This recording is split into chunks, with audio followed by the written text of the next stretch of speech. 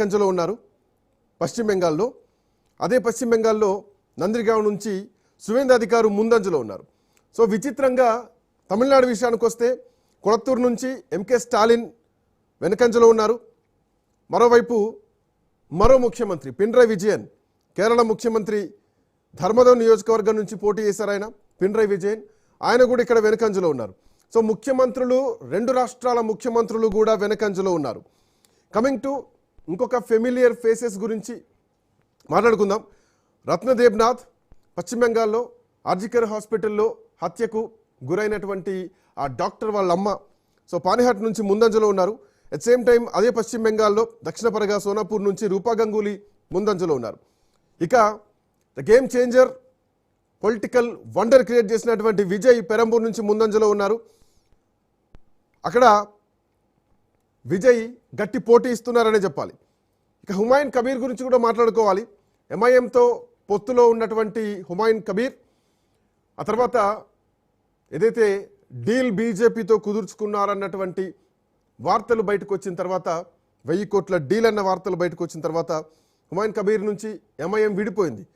So అక్కడ హుమాయూన్ కబీర్ కూడా ప్రస్తుతానికి వెనకంజలో ఉన్నారు. అగ్నిమిత్రపాల్ దక్షిణ అసోన్సోల్ దక్షిణ పరగా నుంచి పశ్చిమ బెంగాల్లో ముందంజలో ఉన్నారు. మరోవైపు కేరళలో రాజీవ్ చంద్రశేఖర్ కీలకమైనటువంటి వ్యక్తి. ఇక్కడ భారతీయ జనతా పార్టీ వాస్తవానికి ఎక్కడ పెద్దగా పుంజుకునేటువంటి అవకాశం లేదు. బట్ నేమం నుంచి కేరళలో భారతీయ జనతా పార్టీ ముందంజలో ఉంది. ఇక్కడ రాజీవ్ చంద్రశేఖర్ ముందంజలో ఉన్నారు.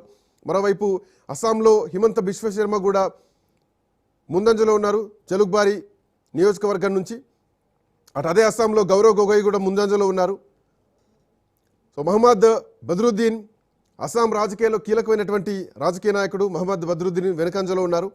ఉదయనిధి స్టాలిన్ కూడా వెనకంజలో ఉన్నారు తమిళనాడులో. సో అటు తండ్రి కొడుకులు ఇద్దరు కూడా వెనకంజలోనే కొనసాగుతున్నారు.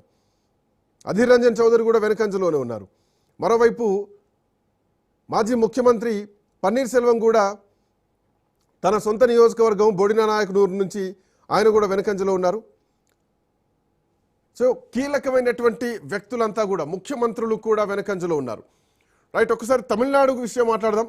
సో తమిళనాడు కొంత ఇంట్రెస్టింగ్ ఫ్యాక్టర్ క్రియేట్ చేస్తోంది. తమిళనాడులో విజయ దుందిభి మోగించబోతున్నారా? తమిళనాడులో ఎట్లాంటి పరిణామాలు ఉండబోతున్నాయి? 106 స్థానాల్లో తమిళనాడులో ఇప్పటికే లీడ్ కొనసాగుతోంది టీవీకే విజయ్. మా కరెస్పాండెంట్ సునీల్ దీనికి సంబంధించినటువంటి అప్డేట్స్ ఇవ్వడానికి సిద్ధంగా ఉన్నారు. సునీల్, తమిళనాడు కొంత ఇంట్రెస్టింగ్ ఫ్యాక్టర్ క్రియేట్ చేస్తోంది. ఒక పవర్ సెంటర్ లాగా మారేటువంటి పరిస్థితులు కూడా కనిపిస్తున్నాయి. గేమ్ చేంజ్ అవుతారా, లేదంటే హంగ్ వస్తుందా, విజయ్ ఎటువైపు ఉంటారన్న కాడ నుంచి విజయే కింగ్ అయ్యేటువంటి అవకాశాలు ఉన్నాయన్నటువంటి వార్త కూడా దేశంలో సంచలనంగా మారుతుంది. సో మీ దగ్గర ఉన్నటువంటి లేటెస్ట్ అప్డేట్స్ ఏంటి సునీల్?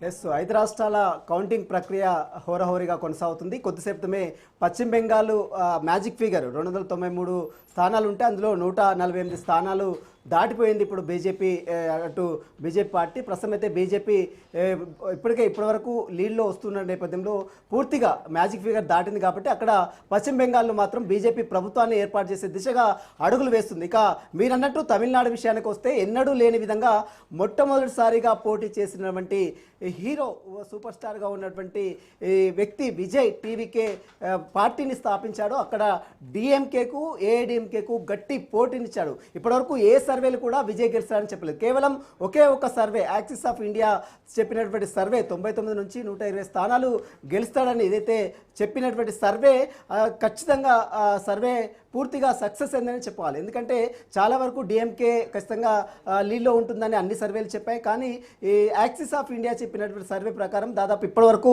106 స్థానాల్లో ప్రస్తుతం అయితే టీవీకే ముందంజలో ఉంది.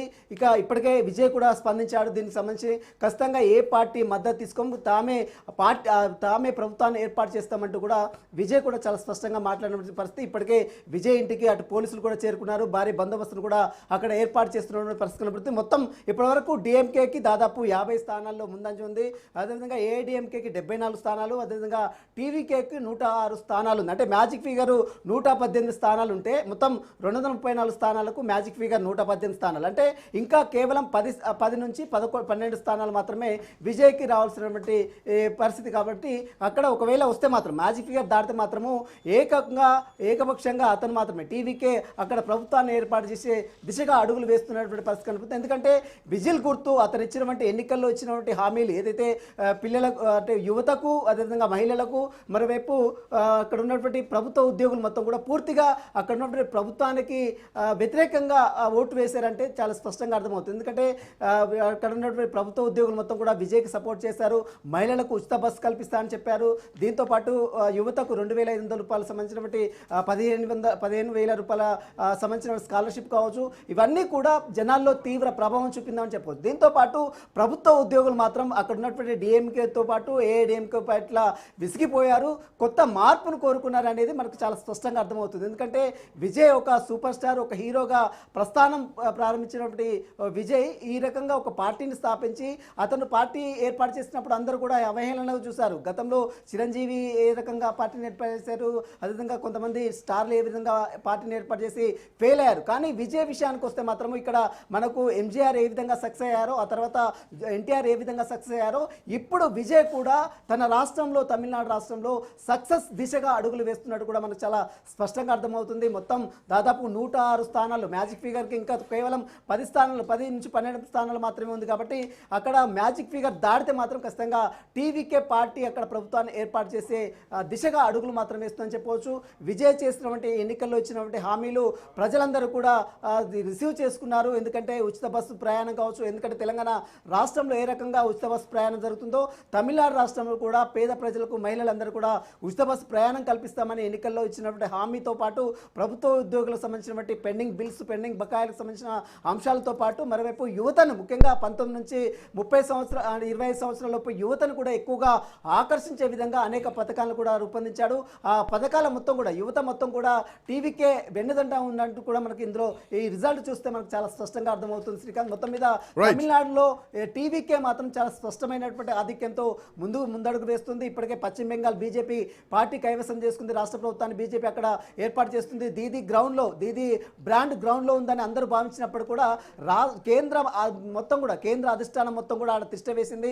భారత ప్రధాని నరేంద్ర మోడీతో పాటు మరోవైపు కేంద్ర మంత్రులు మొత్తం కూడా దాదాపు మొత్తం మంత్రులందరూ కూడా ఆడ తిష్ట వేసి ప్రచారం చేశారు. మొత్తం మీద బీజేపీ కంచుకోట ఉన్నటువంటి దీది బ్రాండ్ని మొత్తం కూడా పూర్తిగా బద్దలు చేశారు. మొత్తం ప్రస్తుతం అయితే అక్కడ బీజేపీ చాలా స్పష్టమైనటువంటి ఆధిక్యం అంటే మ్యాజిక్ ఫిగర్ దాటింది. కాబట్టి ఇక బీజేపీ పశ్చిమ బెంగాల్లో బీజేపీ రాష్ట్రంలో ఆడ ప్రభుత్వాన్ని ఏర్పాటు చేసే దిశగా అడుగులు వేస్తుందని చెప్పవచ్చు. దీంతో పాటు కేరళలో కూడా ఎల్డీఎఫ్కి యూడీఎఫ్కి చాలా స్పష్టమైనటువంటి ఆధిక్యం ఉంది. మొత్తం యూడీఎఫ్కి అక్కడ ప్రస్తుతం అయితే మ్యాజిక్ ఫిగర్ కూడా దాటింది. కాబట్టి అక్కడ కూడా కేరళలో యూడీఎఫ్ ప్రభుత్వాన్ని కూడా ఏర్పాటు చేసే దిశగా అడుగులు వేస్తూ మొత్తం మీద కౌంటింగ్ ప్రక్రియ మరి కాసేపులోనే తుది ఫలితాలు కూడా వచ్చిన తర్వాత పూర్తి వివరాలు కూడా బయటకు వచ్చే అవకాశం. Srikanth, thank you Sunil, thanks for joining. Latest updates కోసం మళ్ళీ మీ దగ్గరకు వస్తాం.